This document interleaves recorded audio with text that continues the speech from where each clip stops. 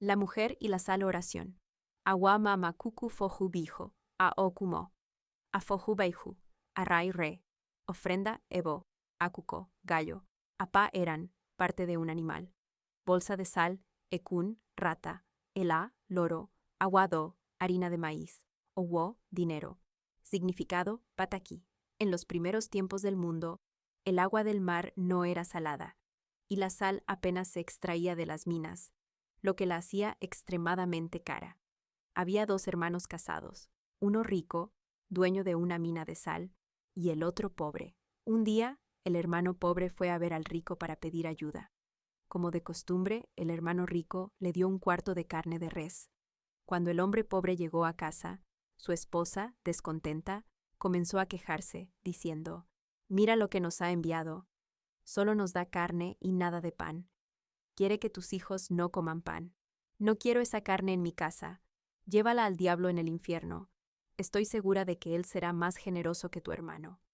El esposo cargó la carne sobre su espalda y partió en busca del infierno.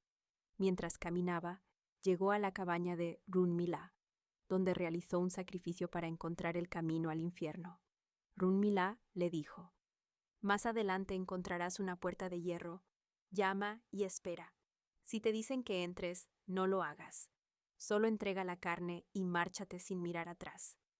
Hizo exactamente lo que Runmila le indicó, y el diablo le dio un pequeño molino. Siempre que decía: «Molino, diablo, dame tal o cual cosa», el molino comenzaba a producirlo en cantidades industriales hasta que ordenaba: «Molino, diablo, detente». En poco tiempo se hizo más rico que su hermano, quien se alegró por la prosperidad del otro. Eventualmente, la mina de sal del hermano rico se agotó, y la esposa del ahora próspero hombre comenzó a producir sal con el molino mágico. Pero esto no fue suficiente para ella. Compró un enorme barco y se lanzó a exportar sal al extranjero. Cargó tanto el barco con sal mientras continuaba produciéndola en alta mar, que el barco se hundió y todos a bordo perecieron. Sin embargo, el molino continuó produciendo sal en el fondo del océano, y por eso el agua del mar ha permanecido salada hasta nuestros días.